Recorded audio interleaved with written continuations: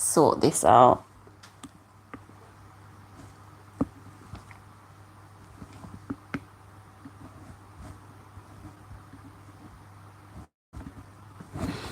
I don't know what I'm doing yet, not fully. The mic should be fine. I've tested out the mic. It's working on the phone now. But it's like whenever I schedule a live, I can't, what's the word? I can't just go to it and start it live without a whole heap of complications. It's like I have to schedule it and then redo it. So give me about 3 minutes to set up, really. So I have to cancel that one, and then I'm just going to sign into my other YouTube, so to make sure everything is a-okay. And then I'm going to share the link because no one's here now. Do I look all right? I do. Let me get comfortable, Kelita. Yeah, I'm comfortable now. Right. Am I live? I need to see me live on my other YouTube channel, so bear with me. Why am I not coming up? All of this, see me there. I see myself. All of this will be time stamped if anyone's watching this part. But bear with me now, because now that I'm live and I see myself talking, yeah, it's working. I'm just going to share this link now and then we'll get started. No one's here right now, which is absolutely fine.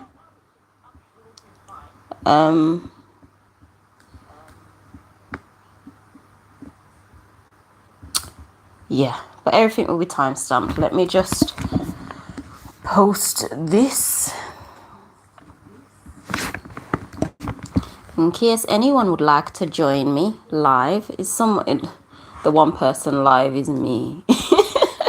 I think I need to slow down on the feedback though, and the mic. I need to move the mic. Let me put that on mute. Let me upload a photo.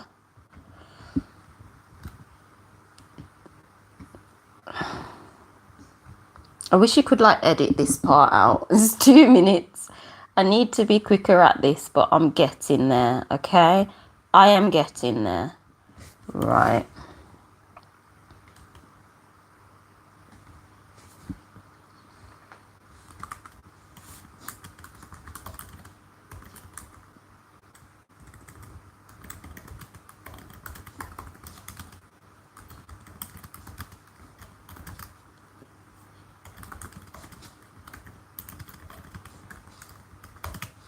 Okay, so I've done that. We've gone 3 minutes in.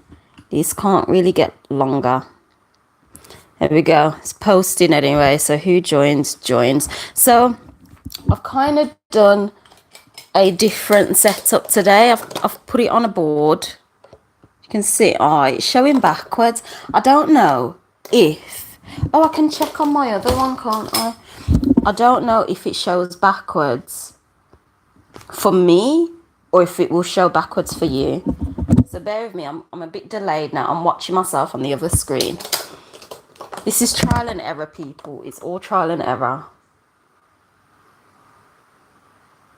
Is that showing up backwards? I can't even tell.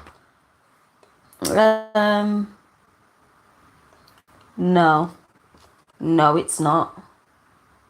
It's not. So I just have to read it backwards. That's fine. That's fine. It's showing up backwards for me, but not for you watching or whoever's watching when they're watching. So welcome. This Thursday is also my wine o'clock time, so yeah, we're having a little bit of wine, okay? Just a bit, right? Can't edit this stuff out, Kelita. So okay, we finally shall begin. Hi everyone, welcome to my channel. Welcome to my Thursday lives. My name is kelitaSahliah. If you're new, if you're not, then welcome. On my channel, I share my perspective and my lens on how I view this reality around we live in together collectively. Hey! Sit for me too. Hey, welcome. Thank you for joining. So, to let people know that I don't follow mainstream astrology like that. I do, but I don't. I basically like to look up at the luminaries above our head and figure out what is exactly happening. Because when it comes to astrology, all the symbols, when you get a chart, it's meant to be interpreting the luminaries above our head. I view them as luminaries, not necessarily planets, but luminaries that emit, well, they're planet luminaries, kind of same thing. They emit a frequency basically, and that frequency, there's different bandwidths and you reside within them basically. So that's how I see it impacts us. But the astrology above our head, not necessarily just what we've been told, because what we've been told isn't accurate. It's not accurate. So I'll kind of give a quick introduction of that every time. So if anyone's new, they'll know. But as always, everything will be time stamped. So if you need to come back to it, then you can. So I can be heard. So I've got this mic, but I've connected it to the phone. So yeah, we're getting a bit more up there. I'm getting used to some stuff. So I've got this visual here. It's really not clear, so maybe I'll get a bigger board next time. I'll bring it closer. I don't know. I wrote as big as I can. So I'll just read it out to you and then I'll bring the board closer. So we're going from the 30th of October, this Sunday, to the 5th of November, which is Saturday. So from the first day to the 7th day of the week. And I missed this last week. I didn't say it. Venus entered Libra Venus entered Libra on the 28th last week, but I missed it. I also missed talking about the solar eclipse because I was new. It was new. I didn't know what I was doing, and I just, I was nervous. Anyway, so we start out on the 30th with the Sun in Virgo, Mercury still in Virgo. Venus is already in Libra, so the Libra energy is slowly creeping in. The Moon is in Sag. Mars will be in Taurus, retrograding. So that planet is retrograding. Jupiter is in Pisces, and I'm more than sure Jupiter's retrograding too. I feel it's ending soon. So, hey, oh my life. You know what? YouTube asked me to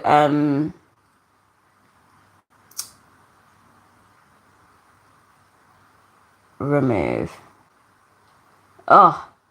It asked me to if it wants to hold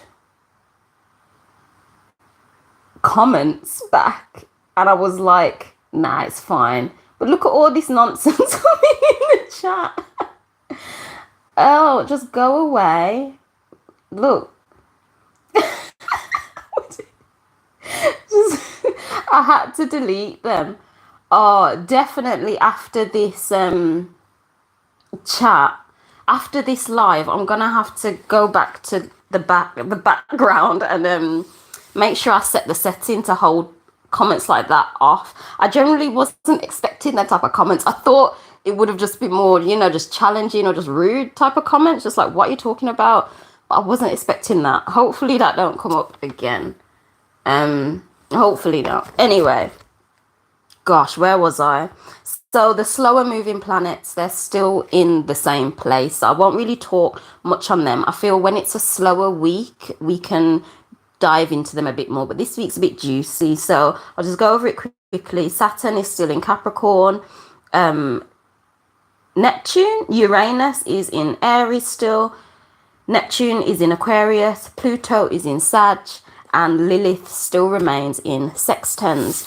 So the transits, I'm going to move them here so y'all can see a little closer. Oh, no, this side. Give me time to get used to it. So, I didn't even put the transits on there. I'm so sorry, I wasn't organized. But on the 31st of October, the Sun will be moving into Libra. And on the 3rd of November, Mercury moves into Libra as well. So, what does this mean? For me, it's like we're moving from that deep deeply analytical and thinking energy that Virgo was. So I personally this month found that naturally I was really not overthinking, rethinking a lot of things, getting rid of what wasn't necessary, just literally cutting back. Things were just tighter, so I just had to cut back. And yeah, I was just rethinking my work. I was rethinking a lot of things. And I feel now as the sun, the soul, the power, the source is moving into Libra. Libra is, it's an air sign ruled by Venus. So it's very lovey-dovey, balance. It's about bringing balance too. So you can imagine, this is why I love the zodiac story. You've got, you've got the analytical one that is making all the decisions, just like, okay, what about this? I'm going to really think about every single angle that I possibly can here. And then once you've thought that and you've made your decisions, finally, you're just like, okay, I am happy with that. You then move into the Libra, which is the airhead, the one that has all the big ideas and then needs to bring it down into the physical plane. You've now decided, so now it's time to get all them thoughts and you're starting to balance it out. You're coming into balance, basically. You're bringing the non-physical into the physical. So our ideas and stuff will start to become more clearer. We'll get more insight in stuff. That's how I feel anyway, especially with Mercury going into there on the 3rd of November too. You're having, it's like round about this time of the year, Venus, Mercury and the sun, they're quite close together, so they work together. So our communication style as well, how we deal likewise with money, because Mercury rules our communication style, how we handle money. It's like the God's messenger, basically. It's God's messenger. It's again, it can be looked upon as like the ethereal into the material, basically. You can see it that way as well. Stay tuned as well for, it's not a new segment, but I want to kind of break down each sign and each luminary as well, from my perspective, to add another layer to the vast amount that's already out there. So stay tuned for that. But yeah, our whole style, essentially, we're going into Libra season. So now it's the time to have a little bit more fun. A little bit more fun. It's still about getting the big ideas and turning it into reality. And then we have that death and rebirth when Scorpio comes. Thankfully, Scorpio season lasts for 8 days. The sun is only in Scorpio for 8 days, so it's not that bad. Like, it's not Scorpio season now. It's literally Libra season. And yeah, so I wanted to touch on Mars retrograding and then go through the moon's movements as we enter like the Libra energy, and the moon moves our emotions. The moon gets our emotions going. So Mars retrograde. Let's have a chat about that. So its last retrograde Mars was the end of October 2020. So this part's important. Mars is our drive, it's our go, it's our passion, it's our what like passionately attracts us as well. Excuse me. So if you think of it like that, from the end of 2020 to the end of 2020 to now, basically, we'll be rethinking over that time. We'll be rethinking over our drive, our passion for stuff, what attracts us, our motivation to get us going. And because it's retrograded in Taurus, mainstream astrology is saying it's in Gemini. They're saying it's going to retrograde in Gemini, and then I don't know if they're saying it's going to touch Taurus or it's just retrograding in Gemini and going back again. but it's not the case. It's been in Taurus this whole time, and it's going to retrograde like a quarter of a way in Taurus, and then it's going back. I'll create a reel with that actually, because I can do it on my phone. I can't do it now obviously, but I can do it on my phone, and you'll be able to see it just moving through the sky, and it stops and then it goes the other way. I love it. The app is called Stellarium, so download it. It's amazing. So I know some woke people might be like, why are you listening to her? She's drinking wine. Shut up, fam. Anyway, no, I'm joking. Do whatever you're doing. Have whatever you're having. So, yeah. Rethinking what was taking place from the end of 2020 to now, basically, when Mars starts retrograding next week. We will be slowing down. So retrograding essentially is just slowing down. You'll be slowing down, rethinking your passion, your drive, and it will be in Taurus. So Taurus can be sensual. It's the pleasures of this world, basically. It's the physical pleasures of this world. It's the best way to put it. It's very sturdy. It's also, I see it as not quite like Capricorn, but quite similar. They're sturdy and they're going. So because it's in Taurus as well, I see it as how you manifest into this world. So that's how I see it also. So we'll be rethinking all of that. I don't know about you, but 2020 up until now has been wild. It has been wild in terms of the different experiences I've been through. There's been a lot of change, like shaking type of change for me. So I'm kind of looking forward to this slowing down and this like, okay, do I want to continue this passion and this drive, this direction I'm going in terms of how I'm manifesting in the material and in terms of how I am experiencing my pleasures in the material too. So yeah, that is Mars retrograding, and it's retrograding until the 23rd of January. So we've got until then basically to slow down. It's obviously it's coming up to the festive season, so spend time with family, isn't it? Slowing down and all of that type of jazz. So okay, without going on too much with that, I wanted to talk about the moon. So I had a pen. Oh, here it is. Had a pen to kind of write on this. I'm hoping this camera, it's a little bit slow, but can you see it?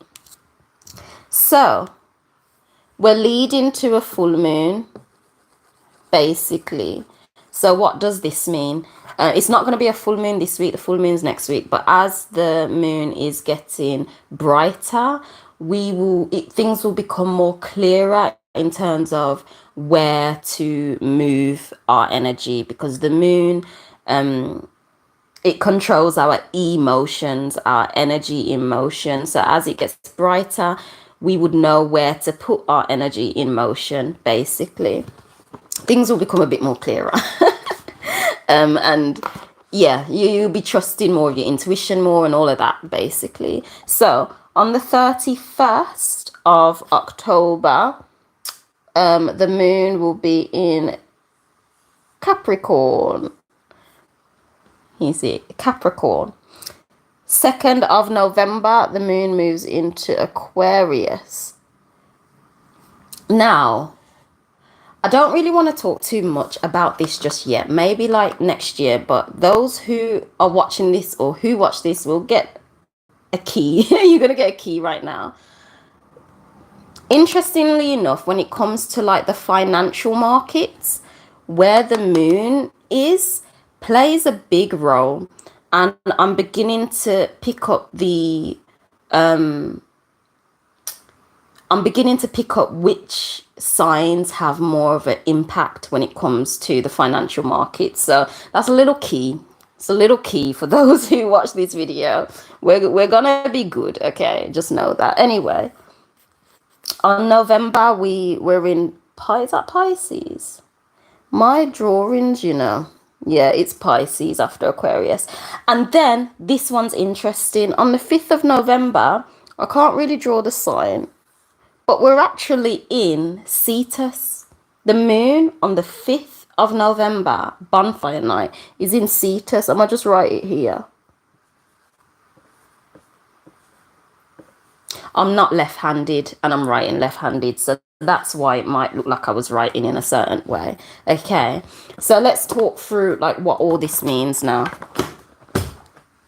before we wrap up. So the moon going through Capricorn as it's lighting up, and we've entered Libra season now. So on the day the moon is in Capricorn, it's a weaning, is it weaning or wax? Weaning moon, because it's coming on. It's in Capricorn. We've got our Libra idea in our head, and we're like, yes, I'm being more inspired to bring all this air from the ether and make it physical with the Libra energy. So with the moon being in Capricorn on the 31st of October, I don't know what day that is. Oh, it's a Monday. It's a Monday. I'm anticipating us feeling, or well, thinking our emotions, our thoughts, how we're feeling would be more along the lines of solid foundations. So pay attention to how you're feeling and thinking on that day. Your thought process, it's on a Monday, which is the moon day. So I feel it will be even more potent. Pay attention, whatever comes up that day, will definitely help set them solid foundations to get your energy moving in that direction. On the 2nd of November, the moon enters into Aquarius. So I love this. Aquarius is the innovator. It's the groovy one. I see it as the groovy one. It's the out there ideas and everything. So of course that the moon, your emotions getting heightened, your energy emotion in Aquarius whilst being in Libra season. Pay attention to the ideas. That's all I'm saying, people. On the 2nd of November, pay attention to what's coming to you, any ideas, because essentially that could help. So long as you take action, it could help bring your air ideas into the physical on that day. Or, you know, beginning the process, beginning to move the energy in that direction. On the 4th of November, the moon enters Pisces. And, you know, even though I'm a Pisces rising, I still need to do more research about Pisces, like in terms of more of its effect. Oh, go away. Literally, like, report.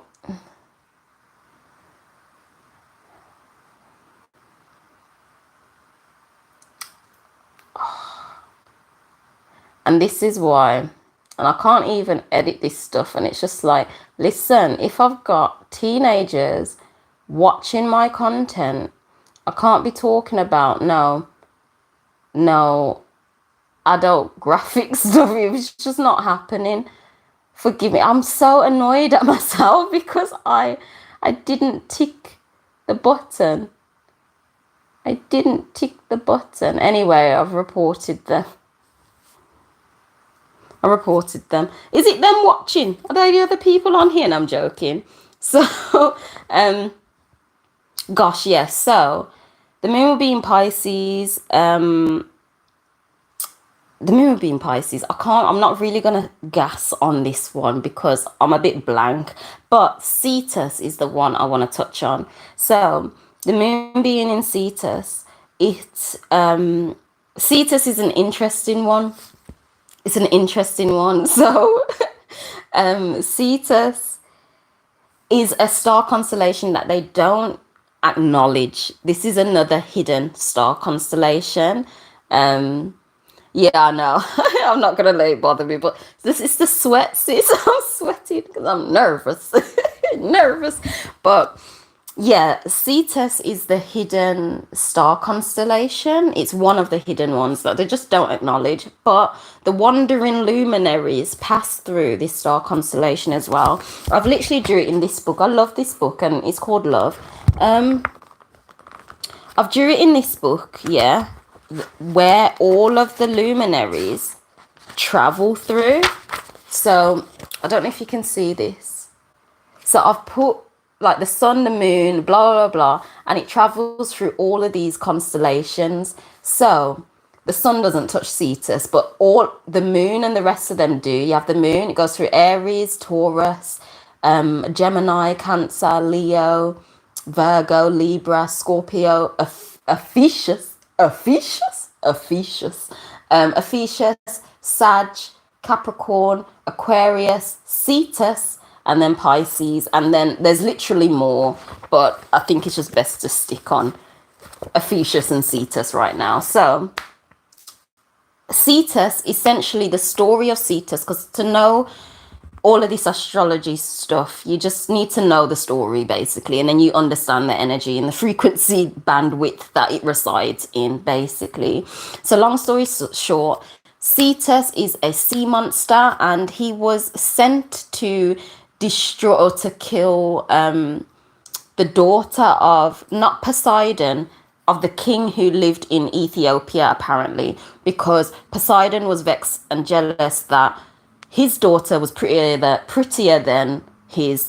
The stories are nonsense, but anyway, man's vexed. He's vexed, so he calls Cetus. Cetus was minding his business, but anyway, he called Cetus and said, "Go and kill that ugly girl." Even though she's not ugly, he's just sad. He's just a bitter old man. But anyway, so Cetus gets himself up and he goes now. Obviously, he's a big fish or like a whale, whatever. Maybe this is where they got the story of Jonah and the whale from. I don't know, but Cetus goes, long story short, Cetus gets killed. So Cetus gets defeated. And I notice in terms of the constellation, you have Pisces. So Pisces looks kind of like this. And at the end is like the two heads of the fish. And then just below Pisces in the sky sits Cetus like this. And its tail is about here. Close to the V of Pisces. So sometimes wandering luminaries, planets, pass and touch the tail of Cetus. So the moon on the 5th is low enough to touch the tail. And then most likely the day after it's going to move into Pisces again. Sometimes it like touches Pisces, goes down a bit and then goes up back into Pisces. So what does this mean? It's the story of like defeat. It's a story of defeat. Like there's no better way to put it. It's a bit sad. But anticipate there may be some form of defeat or some form of, okay, that it's time for that to die and go. Whatever that is on the 5th of November, as things are getting clearer. Is everything out of Virgo then? But as things are getting clearer,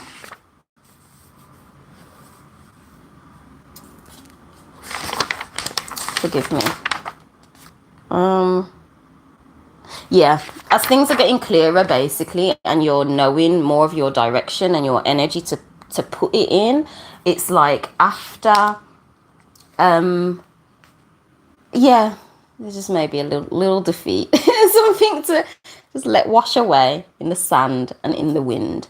And yeah, that is it for this week, essentially. Pay attention to what comes up, because I feel as Libra is the one, kind of like Virgo, it's getting the balance in there basically, whose life felt like it was just off balance. I have, and I feel it's just so much more in alignment with the energies above our head than the other one. So yeah, do some research on Mr. Cetus, because it's one that's just not noticed, and it's really interesting. Like, I know they talk a lot about there's star constellations that are lower, and sometimes they tap it and sometimes they don't, which makes me think that the luminaries are at a slant like this, and it makes me think is sometimes if that is the tilt. I don't know because it's kind of like as they go higher, do they touch other frequency bandwidths? Is it possible that it goes higher? Because there's loads of star constellations, but this is something I just don't know.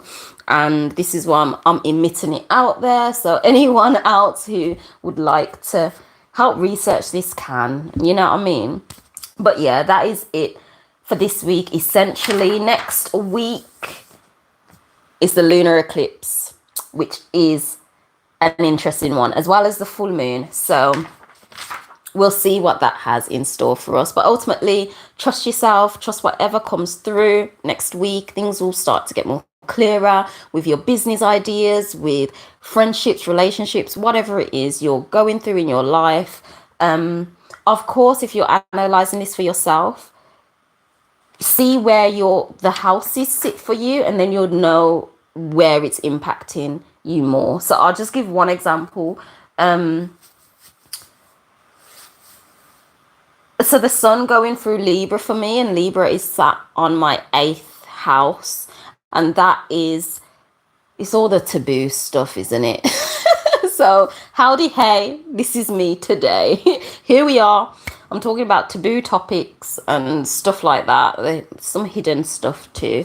So yeah, with that being said, I hope this made sense. Thank you for joining. Whoever watches this, when you come on, I was a bit all over the place, but I hope you enjoy and I hope it makes sense.